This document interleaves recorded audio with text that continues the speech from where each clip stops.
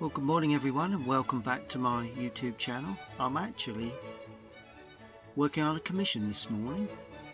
As always, I send what I'd call a preparation sketch to the client to check that the composition is to their requirements. And the house is on the left. I've got one or two other pictures there that need to be added. But overall, it should work out okay. Well, I have my normal setup there, just my sketching materials all laid out and paper on the board. So let's get cracking on this prep sketch for a client of mine.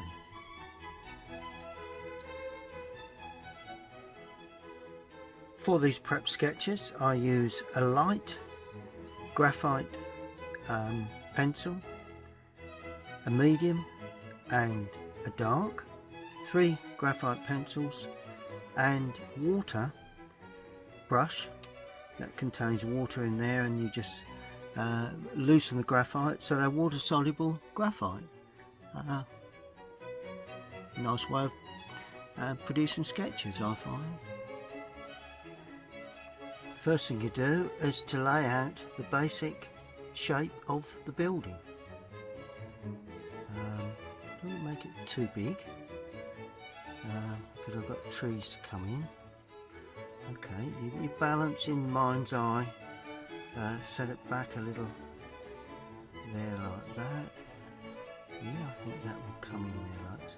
Looks like an old sort of, I know, typical American bordered buildings, New England I would say, that sort of style anyway.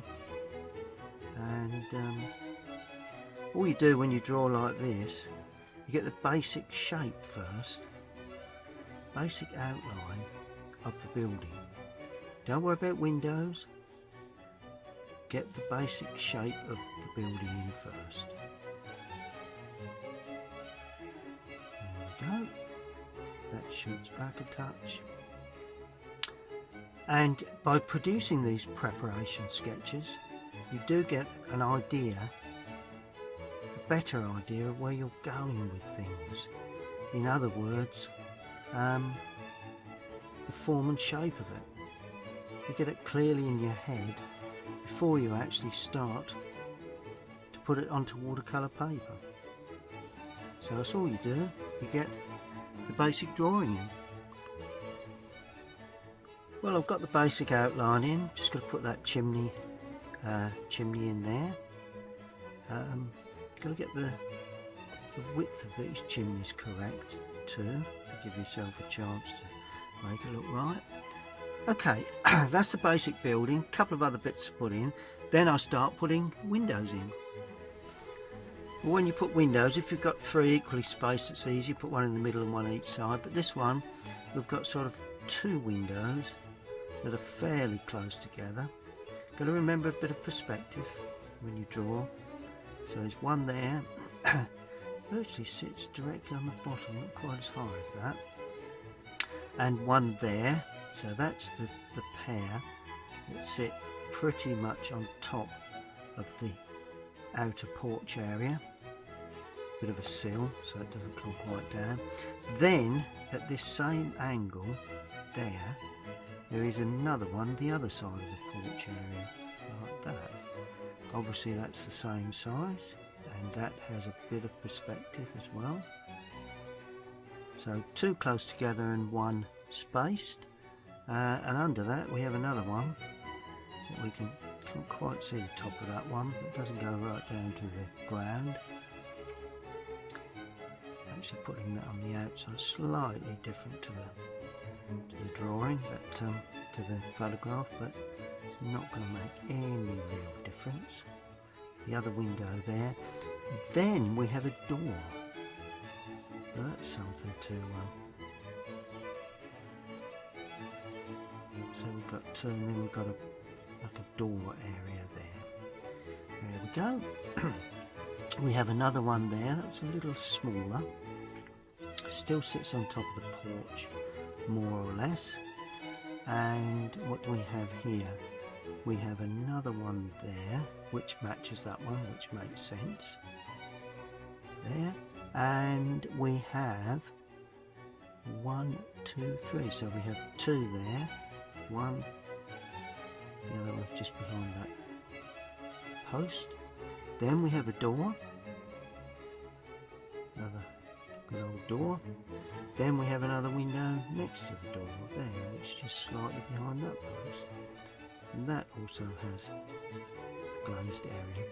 And then on the end, just lay that back just a touch. That goes down slightly, so that would lay back. Must remember perspective. Then on the end we have a window here, somewhere there, and like a loft window there. Small chimney on there. Presume there is a chimney on there. Pop one in anyway. Good, that's the building. Now there's a tree that stands up here, which will sort of impose on the building quite considerably. But obviously, you know, if it's there, it needs putting in. So that will more or less go over that area there like that. Sprays out a little base. It stands there fairly close to the property, and it's got this lovely sort of branch feature. And branches on trees create the character. So you must put them in, particularly if you're producing a commission. It's vital that they go in. So that's that one there. And then it's quite a substantial tree. This one also sort of curls up and then it kinks again. It's a little bit higher than that. So all these things I'm remembering when I come to draw and paint the picture itself to watercolour paper. So that's that. I'm going to put in 1 or 2 other sort of, oh, there's a branch there, another branch there. It's been obviously coppiced at some point, so it's like that. Branch coming off there. Don't want that to impose on the building, but it has to because it's there basically. Okay, now I'm going to put the tree in the other side. We've asked also to be put in this lovely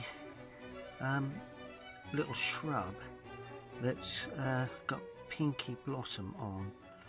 Obviously quite a feature of this property, so I'll put that in as well. I'll put the large tree behind that stands somewhere here. May pull that over a touch on the, you know, it's now on balance in the composition. Now I'm going to put windows in, and oh, there's another window here. Now that's interesting. Nearly missed that one out. There we are. Okay, let's get some basic glazing on these windows. So I think they're sort of pretty much like that. So like a sash window, I would suspect. So if I do the 3 like that, creates the look of a sash. There, this one here, there we go, and so on. Okay, so that's pretty much it. What I'm going to do, I'm going to start a bit of shading now, but the thing is, with graphite you need to get graphite on the paper to spread it around. Now the first thing, in the background here we've got sort of like some dense tree work. So what I'm going to do, don't look too dark, and if you notice I'm shading, but I'm not actually moving to get the point on the brush, on the pencil. If you notice, it's purely leaving the brush, because the pencil, because once you get a flat on the pencil, then you get a wider area, and it's just right for shading, really. It's going to be fairly dark there, right in that bottom right hand corner, because you've got to remember this is whiteboarding, so it's got to be, you know, it's got to be reasonably dark behind. That's going to be fairly light, although that needs to be a little dark due to that bush, and that's going to be out of picture anyway, most likely. Now here we also have another tree that's in the background. Can you see how the lead is, you get a large flatter surface of the lead, so consequently it's a wider, you don't get a point. So there's a tree in the background that has got to really sit back in the distance. I'll do that with watercolour, but that sits there, and we will have, might as well have another one just coming in there really. I can just see one, it may be well back out of picture, and just a little bit of light shading there, just to create a background, more or less similar to what it is. Now I'm going to put a little deeper colour now. We're going to have the, incidentally, we're going to have the light coming from the right, so that's all going to be in shadow that side, but that will give sunlight to the front of the building. Right, first thing you do with trees, shade them in. They are dark, so, or this one is anyway, and a nice kink on that there, and that goes up, and this is nicely kinked too. Oh yeah, they've both got those kink sort of areas in them. This is only it's still the light wash pencil, but obviously there's some smaller branches going in. There we go. So that's the light wash pencil for that one. We'll sit in the ground with shadow shortly. Then I've got this lovely large tree. Now this will stand out and sharpen the top of that lovely shrub there, because it is very dark, and I just take that up the tree in a similar way. Well, the trees have gone in and now we're going to use the medium wash pencil to get the slightly darker tones. Now obviously sun coming from the left, we'll have some darker tones on the right hand side of that tree, like that. And notice I've put a little bit of leafing in, because obviously with the blossom it must be sort of springtime, so put a few more stronger branches in with this. So consequently it did need some branch hinting at the early sort of spring summer leafing. And that's going to be quite dark as well. Yeah, and this one too, nice and dark on the left hand side to show a bit of sun on the right coming from the light on the right hand side, obviously. That goes all the way up, nice and dark, right away out of picture. It's quite a large tree, so it will have a reasonable sort of distance to it in thickness of trunk, like that. And of course this one will also be nice and dark, a little bit dark under there where it's away from the light, but when it comes back into the sunlight, then you'll see a little bit of light hitting, and that's going to be fairly reasonably thick, I think. I don't think we want to go too thin with that at that point, but that's, you can always make them wider, so don't start with them too wide. You can always balance them later, but there we are. So that's the main large trees in, and now we're looking at a little bit of shading. Now let me show you how to do the shading before I... it's a little bit of shading. It's got quite an overhang, quite a large overhang there, so there'll be quite a bit of shading to come in there. We've got the sun coming from the left. There will be a little bit of shading there. It's quite a thick barge board on these buildings. Now the roof is going to be reasonably dark. It's a grey tile. I like doing grey tiles. I think, not sure whether it's got a red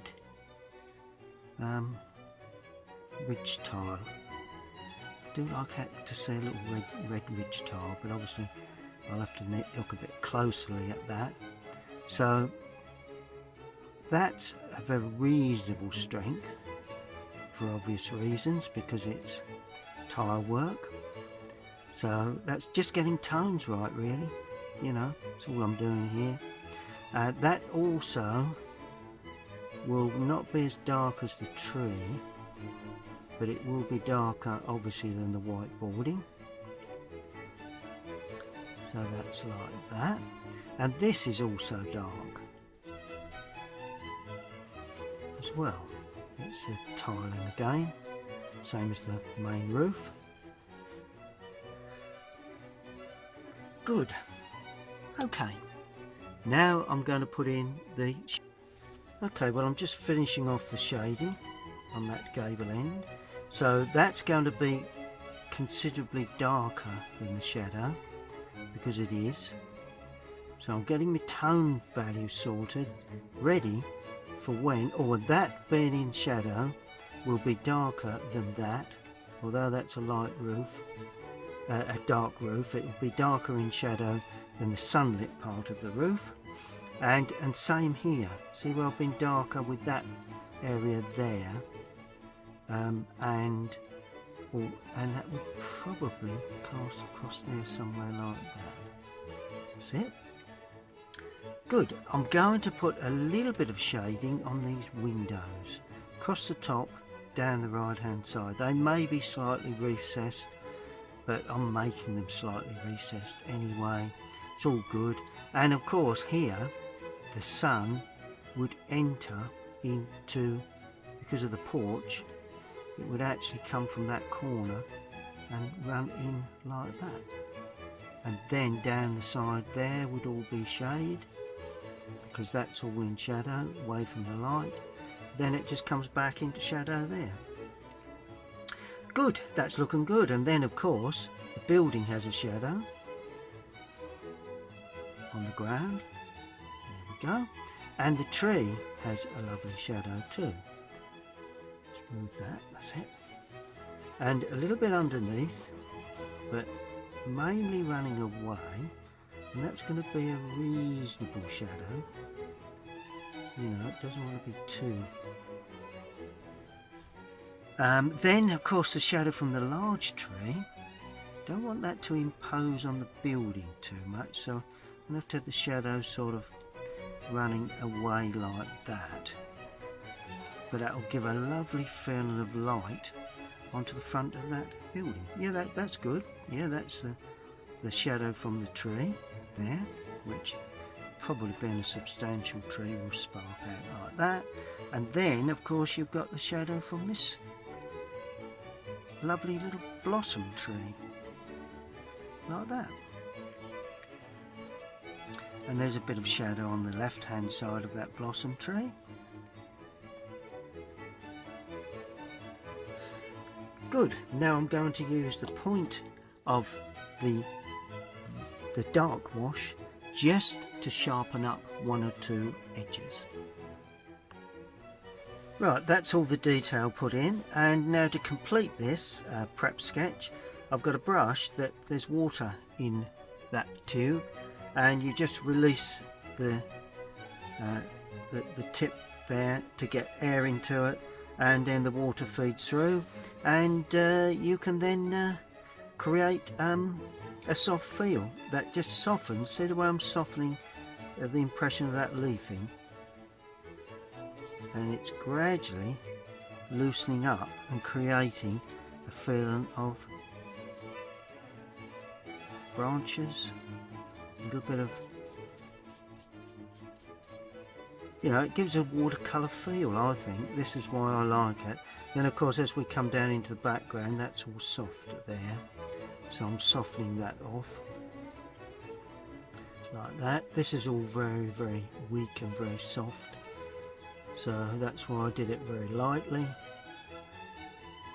There you go, and all of a sudden you're beginning to see well, let's do this one too while we're about. It may thicken that up shortly because it is nearer to us, but basically it has a little bit, see when it picks the graphite up from the trunk, it sort of spreads around a little.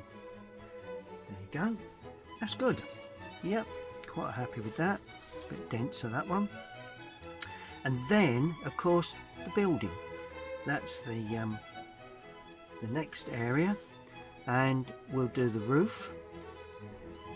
Notice how it spreads around. It looks quite dark to start with, although it is quite dark. It will lighten up purely because, like everything that is wet with water, it shines, but then when it dries, it actually lightens up a touch, just like watercolour painting really. That's the roof that's in shadow there, slanting across at an angle. And that's that roof that's in shadow there. That shadow area is the roof, as I say, in shadow. And we're beginning to see the tone values now. Now this is not quite as dark, but we'll spread that as well, like that.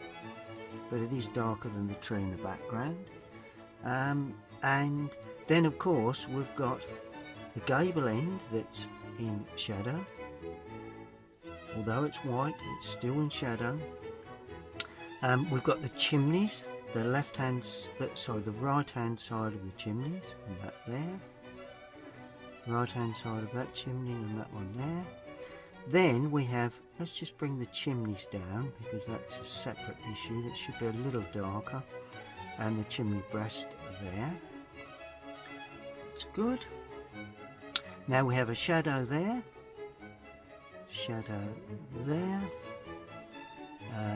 Obviously these are this little bit of architectural detail, always worth putting in. And of course the windows. They need, across the top down the left, shows a little bit of recession. Across the top and down the left because the sun's coming from the left. Gives them a nice bit of depth, bit of feel. And we're starting our watercolour effect. And away I go. Finishing off with a sweep of the dampness on the graphite in the foreground, just to give a bit of atmosphere. And that probably does it. All I need to do is to sign it. And I even sign my sketches. I think it's important that everyone signs their work. And that really is a prep sketch for my next commission.